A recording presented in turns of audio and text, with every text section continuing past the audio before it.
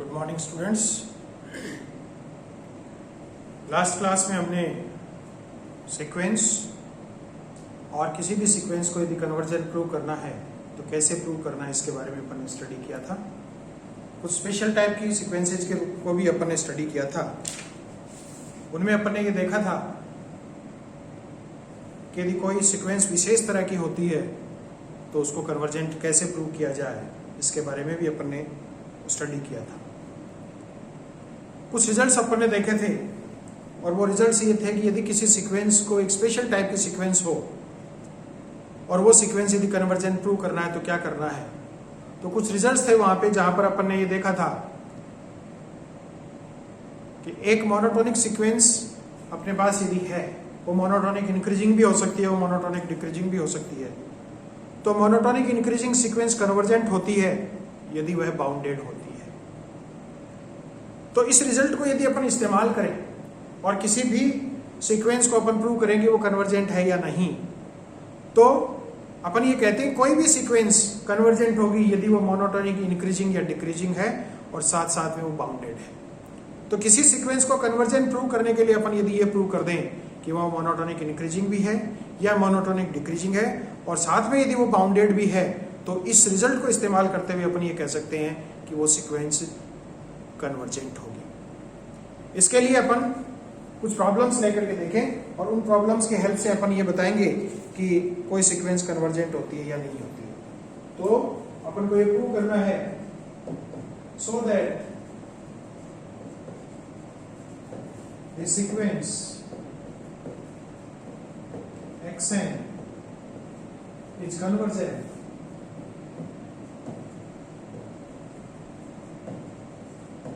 where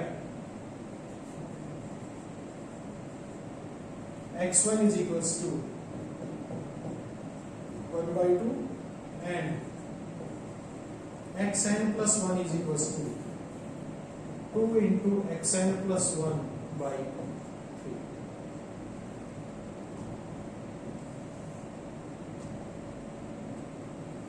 अपन को ये prove करना है एक सीक्वेंस कन्वर्जेंट होगी जहां x1 is equals to 1 by 2 है और xn plus 1 is equals to 2xn plus 1 by 3 है। इस सीक्वेंस पे थोड़ा सा डिफरेंस ये है कि यहाँ पे उस सीक्वेंस का nवां पद नहीं दिया हुआ है। जब nवां पद नहीं दिया हुआ है और nवें और n plus 1 वाले पद में अपन को एक रिलेशन दिया हुआ है, इसको अपन को प्रूव करना। तो इस तरह की जो प्रॉब्लम्स है जिनमें nवां पद डायरेक्टली नहीं दे रखा है, उन प्रॉब्लम्स को, उस तरह की सीक्वेंसेज को कन्वर्जेंट प्रूव करने के लिए अपन इसी रिजल्ट को इस्तेमाल करेंगे और उस रिजल्ट से अपन ये प्रूव करेंगे पहले कि ये सीक्वेंस जो अपन को दे रखी है वो मोनोटोनिक इंक्रीजिंग है या डिक्रीजिंग है। और यदि अपन ये भी प्रूव कर दें कि वो बाउंडेड है तो अपन उस रिजल्ट का इस्तेमाल करते हुए कह सकते हैं कि ये सीक्वेंस कन्वर्जेंट है। तो सबसे पहले अपन को ये प्रूव करना है कि ये सीक्वेंस इंक्रीजिंग, मोनोटोनिक इंक्रीजिंग या डिक्रीजिंग है। यहाँ पर अपन को ये दे रखा है x1 is equals to 1 by 2 दे रखा है और xn plus 1 is equals to 2xn plus 1 by 3 दे रखा है। ये चीजें अपन को यहां पर दे रखी है।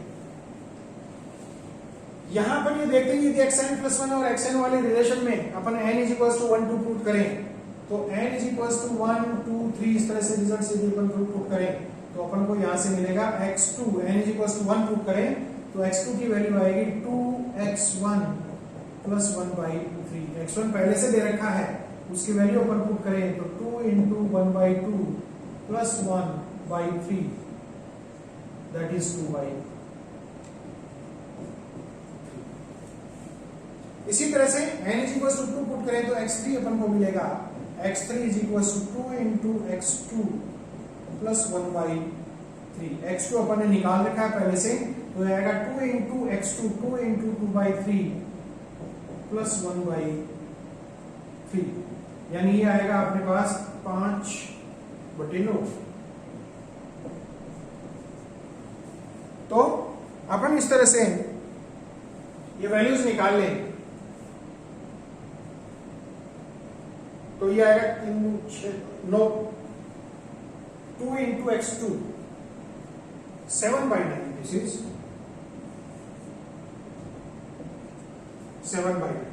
तो अपन ये वैल्यूज निकाल लें x1 x2 x3 x4 इनको वैल्यूज को अपन देखने से पता चलता है कि 1/2 जो पहला पद था, दिस इज लेस देन 2/3 जो दूसरा पद था, दिस इज लेस देन 7/9 जो इसका तीसरा पद यहाँ पर मिला। यानी अपन को यहाँ से रिजल्ट मिलता है, दिस इंप्लाइज x1 पहला पद is less then x2 is less than x3 and so on, and we see that all these terms are less than 1.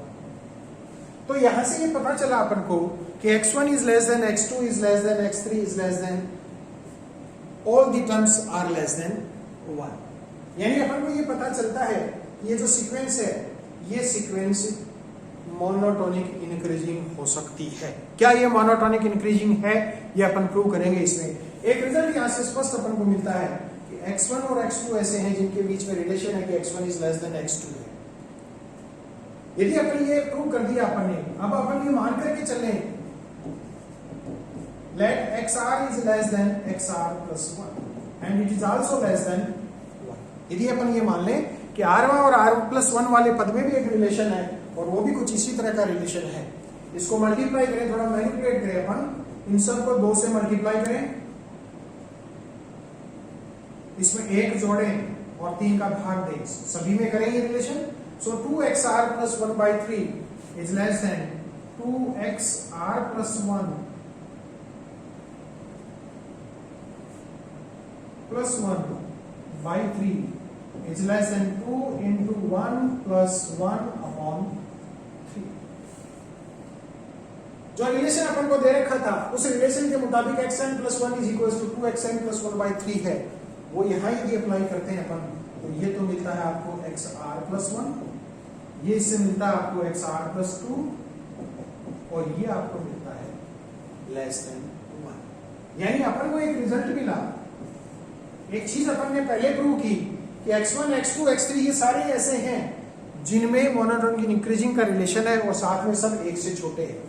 अपन ये मान करके चल रहे हैं फिर कि xr और xr प्लस 1 में भी एक रिलेशन ऐसा है जो इक्वेशन फर्स्ट की तरह है।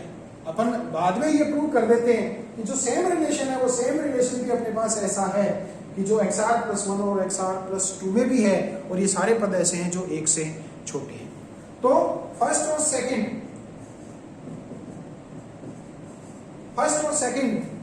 से ये एक रिजल्ट अपन को मिलता है कि ये जो रिजल्ट अपन जो प्रूव करना चाहते हैं, this result is true for all n। और ये जो प्रिंसिपल कहलाता है, ये प्रिंसिपल अपन जानते हैं, ये मैथमेटिकल इंडक्शन का प्रिंसिपल होता है। तो इक्वेशन फर्स्ट और 2 और साथ में मैथमेटिकल इंडक्शन का प्रिंसिपल अपन इस्तेमाल करें by the principle of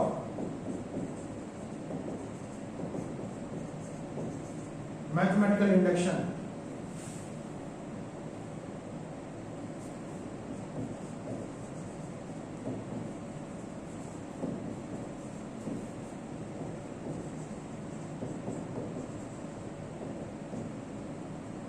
We get xn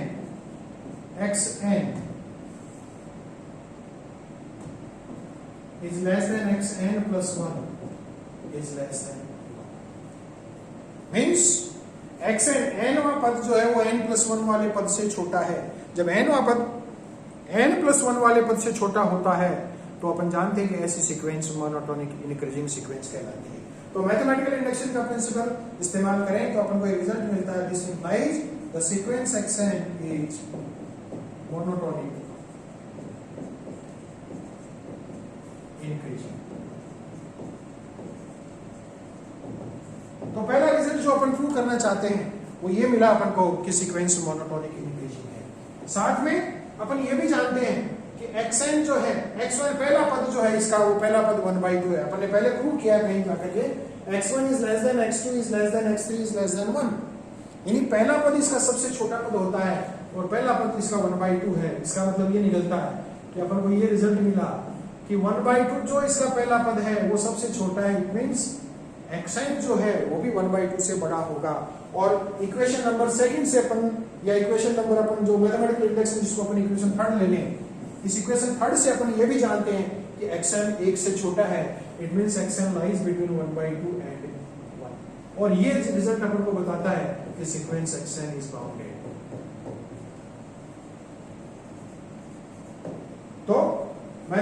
introduction से अपन ने ये बताया कि सीक्वेंस मोनोटोनिक इंक्रीजिंग है, और यहां से अपन को एक रिजल्ट मिला कि ये सीक्वेंस बाउंडेड है, तो अपन को रिजल्ट मिलता है this implies sequence xn is monotonic